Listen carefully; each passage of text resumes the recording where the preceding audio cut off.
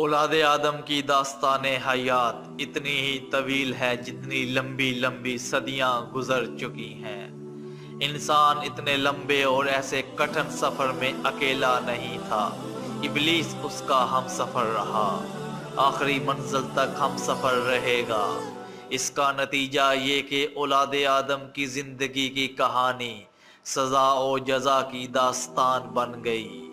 مگر عجوبہ یہ ہے کہ انسان اپنی ہی آپ بیتی پہ نگاہ ڈالتا ہے تو محو حیرت ہو جاتا ہے، عبرت حاصل نہیں کرتا، شرمسار نہیں ہوتا، بلکہ خود فریبی سے اپنا دل پرچا لیتا ہے اور اس ابلیس کے آگے سجدہ ریز ہو جاتا ہے جس نے اللہ کے اس حکم کی تعمیل سے انکار کر دیا تھا۔ کہانی کوئی بھی ہو، کسی کی بھی ہو، اس صورت میں دلچسپ، سنسنی خیز، عبرتناک بنتی ہے جب اس کہانی کے کردار اللہ والے ہوں، سوائے ایک دو کے جو ابلیس کے پجاری ہوں۔ اگر ابلیس اللہ کا حکم مان لیتا اور آدم کے آگے سجدے میں گر پڑتا تو بات اللہ کی عظمت اور بندگوں کی بندگی پر اور عبد و معبود تک ہی رہ جاتی۔ اللہ نے نیک اور پارسا بندوں سے جنت کا وعدہ کیا ہے۔ ابلیس نے بندوں کو بدی کے راستے پر ڈال کر انہیں دنیا میں جنت دکھا دی ہے، اور یہی وہ ابلیس کی جنت جس نے اولاد آدم کی سوانح حیات میں کوس و قزح جیسے رنگ بھرے ہیں۔ یہ الگ بات ہے کہ ابلیس نے اپنے پجاریوں کے لیے جو بھی جنت بنائی اور اسے بڑی ہی دلنشین رنگ دیے، وہ کچھ عرصہ بعد صرف ایک رنگ میں روپوش ہو گئی، یہ رنگ خون کا تھا۔ اعمال صالحہ کہانی نہیں بنا کرتے، کہانیاں اعمال بد کی کوکھ سے جنم لیا کرتی ہیں۔ یہ کوئی کہانی نہیں ہوتی کہ ایک انسان نے ایک پیاسے کو پانی پلایا، کہانی اس سے بنتی ہے کہ ایک انسان نے ایک انسان کا خون پی لیا۔ پانی کا پیاسا کسی کہانی کا کردار نہیں بنا کرتا، کہانی اس انسان سے بنتی ہے جو انسان کے خون کا پیاسا ہو۔ انسانی خون کی پیاسی کہانیوں میں سے ایک کہانی Bermuda try angle. Bermuda try angle بحیرہ اوقیانوس میں واقع ایک مقام کو کہا جاتا ہے۔ اس مقام سے وابستہ چند داستانیں ایسی ہیں کہ جن کے باعث اس کو شیطانی مثلث بھی کہا گیا ہے۔ ان داستانوں میں انسانوں کا غائب ہو جانا اور بحری اور فضائی جہازوں کا کھو جانا جیسے غیر معمولی اور مافوق الفطرت واقعات شامل ہیں۔ برمودا ٹرائی اینگل کا نام پہلی مرتبہ مسٹر وائسنٹ ایچ گارڈس نے 1964 میں ایک میگزین میں لکھے گئے اپنے ایک آرٹیکل میں استعمال کیا۔ اس آرٹیکل میں اس نے لکھا کہ اس خطرناک علاقے میں بہت سے بحری ہوائی جہاز بنا کوئی نشان چھوڑے غائب ہو چکے ہیں۔ گارڈس پہلا شخص نہیں تھا جس نے اس جانب توجہ مبذول کروائی، بلکہ اس سے پہلے 1952 میں سنیڈز نے اپنی ایک رپورٹ میں جو اس نے فیٹ میگزین میں لکھی تھی اس میں اس بارے میں کافی کچھ بتایا تھا۔ اس کے علاوہ 1969 میں جون نے ایک کتاب لکھی جس کا نام لمپو آف دا لاسٹ شپ میں ہے، جس میں اس نے ایک پراسرار تکون پر تفصیل کے ساتھ بات کی تھی۔ ان سب کتابوں کے علاوہ بے شمار مضامین اور کتابیں اس حوالے سے شائع ہوئیں جن میں برمودا ٹرائی اینگل کو ایک افسانوی حیثیت سے پیش کیا گیا، لیکن سائنس نے آج تک کوئی ٹھوس ثبوت نہ ہونے کی بنا پر ان سب چیزوں کو رد کر دیا، کیونکہ یہ تمام باتیں سائنسی اصول سے ہٹ کر صرف اور صرف مافوق الفطرت انداز میں پیش کی گئیں۔ برمودا ٹرائی اینگل کے بارے میں سب سے پہلی کہانی جو منسوب ہوئی وہ ایک مشہور و معروف بحری جہاز USS کا غائب ہونا تھا جو 1980 میں اس کا شکار ہوا۔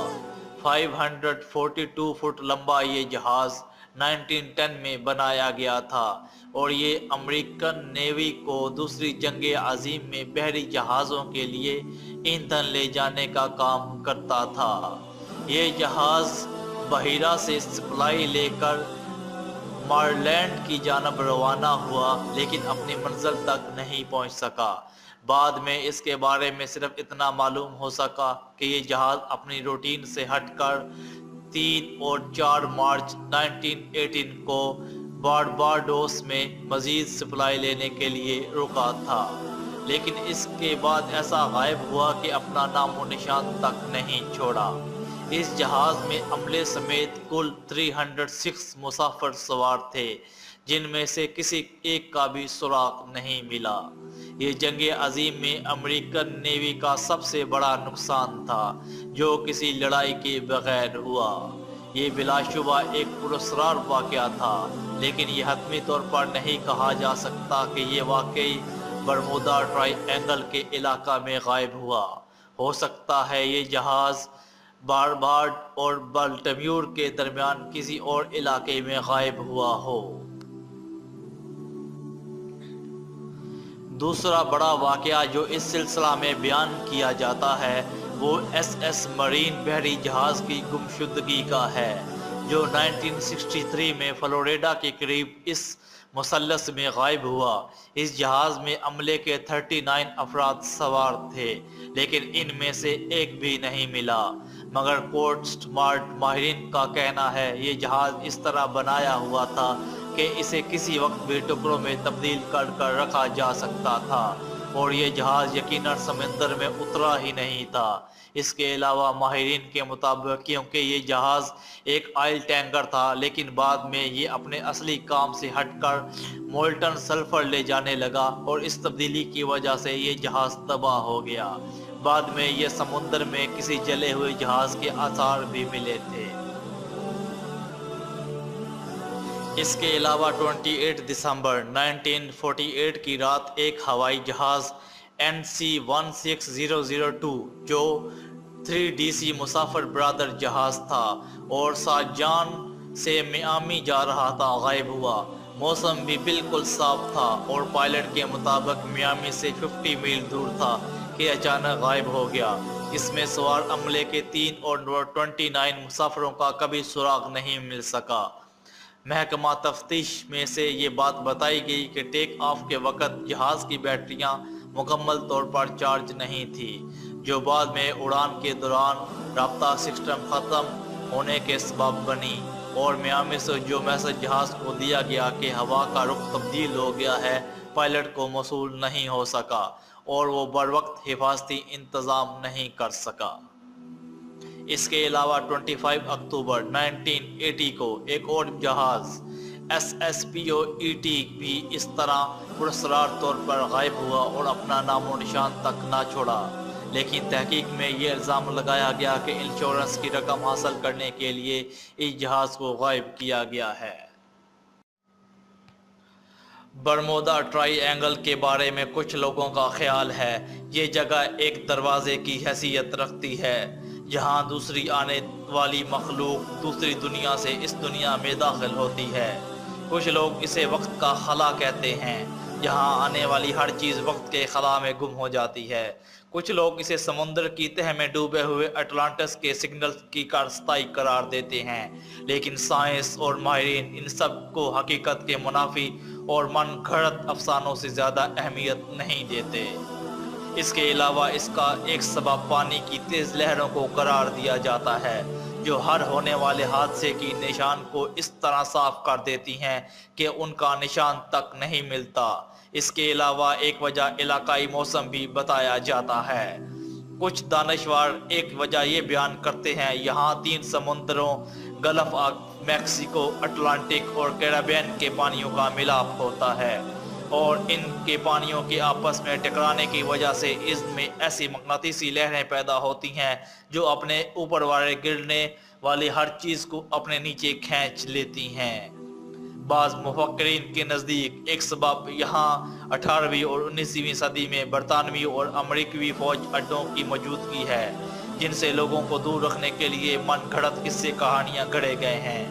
کچھ مفکرین یہ بھی کہتے ہیں کہ یہاں امریکہ کی ایسی لیبارٹریز بنائی گئی ہیں جہاں انسانوں کے خاتمے کے لیے مہلک ہتھیار تیار کیے جاتے ہیں اور لوگوں کو اس کے بارے میں پتہ نہ چلے، اس لیے یہ ڈرامہ رچایا گیا ہے۔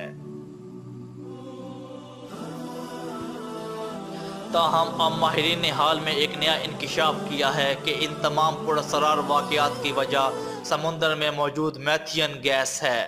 یہ انکشاف یونیورسٹی آف ناروے کے ماہرین نے کیا ہے۔ ان کا کہنا ہے کہ برمودا ٹرائی اینگل کے سمندری مقام پر زیر زمین سمندر میں بہت بڑے گڑھے موجود ہیں جو سمندر کی تہہ میں پائی جانے والی میتھین گیس کے دھماکے کی وجہ سے وجود میں آئے ہیں۔ ماہرین کے مطابق ان دھماکوں کے باعث سمندری پانی کے درجہ حرارت میں اضافہ ہو جاتا ہے اور ساتھ ہی گیس کے اتنے بڑے بلبلے بھی وجود میں آتے ہیں جو جہازوں کو ان گڑھوں میں غرق کر دیتے ہیں۔ ماہرین کا کہنا ہے یہ گڑھے کوئی عام گڑھے نہیں، اس گڑھے کا قطر نصف میل ہے جبکہ اس کی گہرائی 150 فٹ سے زائد ہے۔ اگر ان گڑھوں کی تہہ تک پہنچا جائے تو یقیناً گمشدہ جہازوں کا سراغ لگایا جا سکتا ہے۔ ان تمام واقعات سے اس بات کو تقویت ملتی ہے کہ ابھی تک سائنس اس مقام تک نہیں پہنچی کہ وہ برمودا ٹرائی اینگل کی اصل حقیقت معلوم کر سکے۔ وقت گزرنے کے ساتھ ساتھ برمودا ٹرائی اینگل کی یہ کہانی اور سنسنی خیز ہوتی جا رہی ہے، لیکن ہم امید کرتے ہیں اور ہمارا ایمان ہے جب قدرت فیصلہ کرے گی تو اس راز سے پردہ اٹھایا جا سکے گا۔